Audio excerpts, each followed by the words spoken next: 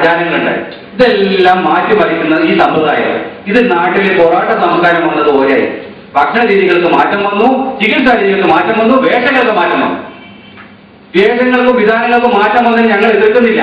പക്ഷേ പൂർവിക പാത പിന്തുടരാൻ ആഗ്രഹിക്കുന്ന ജനങ്ങൾക്ക് ഈ ഒരു ചികിത്സാ സമ്പ്രദായം നിലനിർത്തി കൊടുക്കേണ്ടത് വീണ്ടും അടിവരയിട്ട് ഞങ്ങൾ പറയുകയാണ്. ഇവർക്ക് ഈ ആവശ്യമായ രീതിയിലുള്ള പ്രവർത്തനങ്ങൾ സർക്കാർ നടത്തണം. സർക്കാർ ചോദിക്കും, ഞങ്ങളുടെ ആയുഷ് എന്ന രീതിയിൽ ആയുർവേദ, യോഗ, യുനാനി, സിദ്ധ, ഹോമിയോ എന്നൊരു ആയുർവേദ ഡെസ്ക് ഉണ്ടാക്കിയിട്ടില്ലേ? ഞങ്ങളുടെ FRST, LSPSS എന്ന രീതിയിലുള്ള പാരമ്പര്യ വൈദ്യ ചൂഷണ ഏജൻസികളെ ഏൽപ്പിച്ചിട്ടില്ലേ? ഡിഗ്രി, അതായത് tropical botanical garden research institute എന്ന രീതിയിൽ ആദിവാസി മേഖലയിൽ നിന്ന് ഞങ്ങൾ ചൂഷണം നടത്തിയില്ലേ? നിങ്ങളുടെ അറിവുകളെല്ലാം ഞങ്ങൾ സ്വീകരിച്ചു കഴിഞ്ഞില്ലേ? നിങ്ങൾ ഞങ്ങൾക്കാവണോ എന്ന് നിങ്ങൾ ചോദിക്കുന്നുണ്ടാവും. ഇതെല്ലാം ആട്ടിൻതോയുടെ ചെന്നായ്ക്കളുമായി വന്ന് പാരമ്പര്യ വൈദ്യന്മാരെ വന്ന് വഞ്ചിച്ച് പണം വാഗ്ദാനം ചെയ്ത് ഇത് ഡിഗ്രിയുടെ പ്രോഗ്രാമിന്റെ ഇന്നിൽ നിൽക്കുന്ന കിർത്താഡ്സ്, ഫോറസ്റ്റ് ഡിപ്പാർട്ട്മെന്റ് ആരുടെയെല്ലാം കൈകാര്യം പിന്നിലുണ്ട് എന്നത് ഞങ്ങൾ രാഹുൽ ഗാന്ധിയുമായി നേരിട്ട് പരാതി കൊടുത്തിട്ടുണ്ട്. ഇവിടെ വനം വകുപ്പ്, ആദിവാസി വകുപ്പുമായി ഞങ്ങൾ പരാതി കൊടുത്തിട്ടുണ്ട്.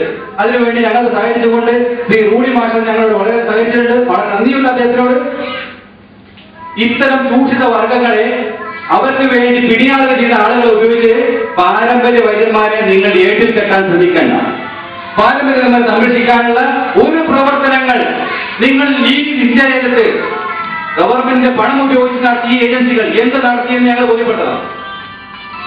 ഞങ്ങൾക്ക് ബോധ്യപ്പെടുത്തി തന്നില്ല എന്നുണ്ടെങ്കിൽ നിങ്ങൾ വാങ്ങിയ ചൂഷണത്തിന് നട്ടവരാതെ ഞങ്ങൾ ലോക WHO മുമ്പിൽ ആവശ്യപ്പെട്ട് നിങ്ങളുടെ ഈ രാജ്യത്തിൽ നടന്ന ഈ കൊള്ള ലോകത്ത് ഞങ്ങൾ വെളിപ്പെടുത്തും. എന്തിനധികം പറയുന്നു, ആയുർവേദ മരുന്നുകൾ യൂറോപ്പിലും കാനഡയിലും നിരോധിച്ചു. എന്തുകൊണ്ട്? മെറ്റൽ കണ്ടന്റിന് ayurvedic medicine, sodium benzoin ayurvedic medicine, അതായത് കെമിക്കൽ ഹസാർഡ്നെസ് ആയി ആയുർവേദം 100% ശുദ്ധം എന്ന രീതിയിൽ ഇവിടെ കേരളത്തിലുള്ള ആയുർവേദ ഊറ്റില്ലങ്ങൾ വിൽക്കുന്ന ഔഷധങ്ങൾ കഷായം എന്ന പേരിൽ കഷായത്തിനകത്ത് വെള്ളം ചേർത്ത് അത് സോഡിയം ബെൻസോയിന്റെ ആവശ്യത്തിലേറെ അളവുകൾ. എന്താണ് സോഡിയം ബെൻസോയിന്റെ അളവ്? Food drug administration, FDA, America അവർ പറയുന്നത് 0.01% മാത്രമേ സോഡിയം ബെൻസോയിറ്റ് വരാൻ പാടുള്ളൂ. നിങ്ങൾ എന്താണ് ചേർക്കുന്നത്? ഇത് പരിശോധിക്കാൻ പറ്റുന്ന ആരാണത്? ഈ സോഡിയം ബെൻസോയിറ്റ് ചേർക്കുന്ന ഈ ഔഷധങ്ങൾ ആയുർവേദ മരുന്നാണോ എന്ന് പരിശോധിക്കണം. ഇതെല്ലാം ഏറ്റവും കൂടുതൽ ബാധ സ്വീകരിക്കുന്നതാണെങ്കിൽ ഇതിന്റെ ഗുണം മുഴുവൻ കിട്ടാൻ ലോകത്തെ ജനങ്ങൾ എങ്ങനെ ഇത്തരം കള്ളക്കൊള്ളകൾ ഇത് ലോകം അറിയണം, ലോകത്തെ അറിയിക്കണം. അത് WHO മുമ്പിലും ഇതുപോലുള്ള കേന്ദ്ര മുമ്പിലേക്കും സമർപ്പിക്കാൻ വേണ്ടി www.voiceofayurveda.com എന്ന രീതിയിൽ ഞങ്ങൾ പ്രാരംഭം കുറിച്ച് പ്രവർത്തനം ആരംഭിച്ചു. ഈ ആദിവാസി കാണി മേഖലയിൽ നടത്തിയ ഈ ചൂഷണം, അതായത് 1995 മുതൽ 2002 വരെയുള്ള കരാറുണ്ടായിരുന്നു ഈ ആദിവാസി ആരോഗ്യപ്പറ്റ വിൽക്കാൻ വേണ്ടിയിട്ട്. ആർക്ക്? കോയമ്പത്തൂർ ഫാർമസിക്ക്. ഇവിടെ വെച്ച് പറയുന്ന കുഴപ്പം കരാറിലല്ലേ, കരാറിലെ കോയമ്പത്തൂർ ഫാർമസി ഉൾപ്പെടുത്തിയല്ലേ കോയമ്പത്തൂർ ആരോഗ്യ ഫാർമസി ലിമിറ്റഡ്, കഞ്ചിക്കോട്. അവർക്ക് കൊടുത്തപ്പം 7 വർഷത്തേക്ക് കൊടുത്ത ഈ റോയൽറ്റി 10 ലക്ഷം രൂപ കവിക്കണം. 2002 ശേഷം ഈ കരാർ പുതുക്കിയിട്ടില്ല എന്ന് ആദിവാസി കാണിയായ കുട്ടിമാത്തൻ കാണിയും മല്ലൻ കാണിയും അവരുടെ ആദിവാസി ഗോത്രവർഗ നേതാക്കന്മാരും പരസ്യമായി പ്രസ്ഥാനം നടത്തി. ഇത് വൻകിട പത്രങ്ങളൊന്നും വരാറില്ല. ഇത് കിട്ടണമെങ്കിൽ നിങ്ങൾ tehelka.com എന്ന അവരുടെ വെബ്സൈറ്റ് പരിശോധിച്ചു. അതിന്റെ വാർത്തയാണ്. ആ വാർത്ത നമ്മൾ വെബ്സൈറ്റിൽ കയറി. എന്നിട്ട് 2002 ശേഷം, അതായത് 10 വർഷത്തോളം ഇന്നും ഈ പറയപ്പെടുന്ന സാധനം ലോക വിപണിയിൽ വിൽപ്പനത് ഇവർ കരാർ ബുദ്ധിമുട്ടിട്ടില്ല. അതിന് പകരമോ 3 അമേരിക്കൻ കമ്പനികൾക്ക് ഈ പറയപ്പെടുന്ന ആരോഗ്യപ്പറ്റ വിൽക്കാനുള്ള റോയൽറ്റി ഇടനിലക്കാർ വന്ന് വിറ്റുകൊടുത്തു. അതിന് പുഷ്പാകരൻ ഡോക്ടർ എന്ന് പറഞ്ഞ് ഈ പറയുന്ന ഡിഗ്രിയുടെ ഫോറസ്റ്റ് റിസർച്ച് ഇൻസ്റ്റിറ്റ്യൂട്ടുകളെല്ലാം കൈകാര്യം ചെയ്തു. പണം എല്ലാ ഭാഗത്തും കൈവശം വന്നു.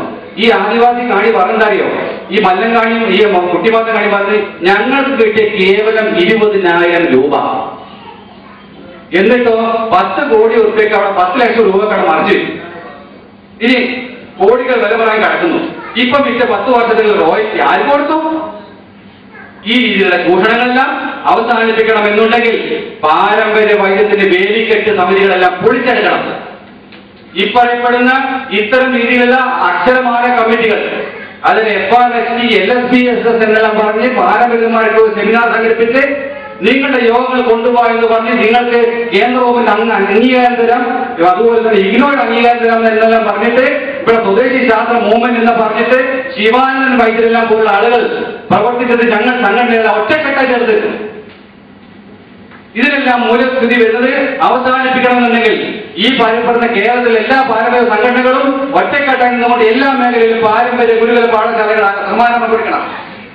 അതിനുള്ള പിന്തുണ, അതിന് സാങ്കേതികമതി കേന്ദ്രം വന്നിട്ടുള്ളൂ. ഇത് ജനങ്ങൾക്ക് വേണ്ടിയിട്ടുള്ളതാണ്. ഇത് പാരമ്പര്യമാരുടെ ഉപജീവനോപാധിയല്ല, പാരമ്പര്യമാരുടെ തൊഴിൽ സംരക്ഷണമല്ലാണിത്. ഈ ജനങ്ങൾക്ക് കൊടുത്ത ചികിത്സ ഈ പാരമ്പര്യമായി എന്ത് നേടി? ഒന്നും നേടിയിട്ടില്ല. പക്ഷേ ജനങ്ങൾക്കിടയിൽ അംഗീകാരം അത് നിലനിർത്തുന്നുണ്ട്. അത് നിലനിർത്തിക്കൊണ്ടെന്ന് പറയട്ടെ, അത്തരം ചികിത്സാ സമ്പ്രദായങ്ങൾ രാജ്യത്ത് പരിപോഷിപ്പിക്കേണ്ടത് ഗവൺമെന്റിന്റെ ചുമതല തന്നെ. അത് ഇടതു വലതുപക്ഷ ഗവൺമെന്റുകൾക്ക് എല്ലാവർക്കും ഇതൊരു സന്ദേശമായിക്കൊണ്ടത് ആരെയും കുറ്റപ്പെടുത്തില്ല. കഴിഞ്ഞ ഗവൺമെന്റ് നമുക്ക് പാരമ്പര്യമാർക്ക് അനുകൂലമായ പല ബില്ലുകളും ഈ ചാവശ്ശേരി ചന്ദ്രബാബു അതിനുവേണ്ടി വളരെ ശ്രമിച്ചിട്ടുണ്ട്. എനിക്കറിയാവുന്ന കാര്യമാണ്. സംഘടനാപരമായി തന്നെ ഞങ്ങൾ അദ്ദേഹത്തിന്റെ പ്രവർത്തനങ്ങളെല്ലാം ചൂടുകളെല്ലാം പരിശോധിച്ചു. കഴിഞ്ഞ ഗവൺമെന്റ് 3 വട്ടം ബില്ല് കൊടുത്തപ്പോഴും അപ്പക്കപ്പോൾ തന്നെ CCM കമ്മിറ്റി അടക്കം, അതായത് കേന്ദ്ര ഗവൺമെന്റ് ഉപദേശക സമിതിയായ CCM കമ്മിറ്റി നേരിട്ട് ഹൈക്കോടതിയിൽ പോയി ഹാജരായി. അത് കീഴ്വഴക്ക ലംഘനം നടത്തിക്കൊണ്ട് എന്തിന് ഇത്തരം ഭിന്നമെടുത്ത് കാണിക്കുന്ന ഇവർക്കിടെ ഈ ഒരു ചെൽപ്പടിക്ക് നിൽക്കുന്ന ഈ അക്കാഡമിക്കാരുടെ താല്പര്യത്തിന് വിരുദ്ധമായി നിൽക്കുന്ന പാരമ്പര്യന്മാരെ നിലനിർത്തണമെന്ന് തീരുമാനിക്കാൻ ഇവിടുത്തെ അക്കാഡമിക്കാരല്ല, അത് ഇവിടുത്തെ രാജ്യത്തെ ജനങ്ങളാണ്. ഈ ജനങ്ങൾക്ക് മുമ്പിൽ ഞങ്ങൾ സമർപ്പിക്കുകയാണ് ഈ പാരമ്പര്യ സംരക്ഷണ പ്രവർത്തനം. അത് ഇവിടുത്തെ മാധ്യമങ്ങളും ഇവിടെയുള്ള മറ്റ് ജനവിഭാഗങ്ങളും നമ്മൾ രാജ്യത്തെ ജനങ്ങൾക്ക് നൽകിയ സേവനം അത് മുൻനിർത്തിക്കേണ്ട ഞങ്ങൾ അഭിമാനപൂർവ്വം പറയുകയാണ്. ഈ ഒരു ചികിത്സാ സമ്പ്രദായം അംഗീകരിക്കുന്നില്ല എങ്കിൽ ഭാര്യ പൈതൃക സമ്പ്രദായങ്ങൾക്കൊന്നും സംരക്ഷണം കിട്ടുന്നതിൽ പൂർണ്ണമായി എന്ന രാജ്യത്തിൽ ഒരു ഗവൺമെന്റിനും ഉത്ബോധിക്കാൻ കഴിയും.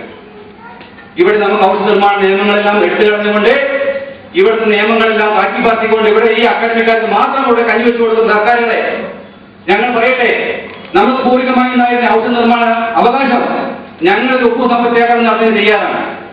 ഞങ്ങളുടെ രാജ്യത്തെ we are violating the rule എന്ന് പറഞ്ഞ് ഞങ്ങളെ ജയിലടക്കാൻ നിങ്ങൾ തെളിഞ്ഞിട്ടുണ്ട് എങ്കിൽ ഇത് ശരിയാണോ എന്ന് നിങ്ങൾ പരിശോധിക്കണം.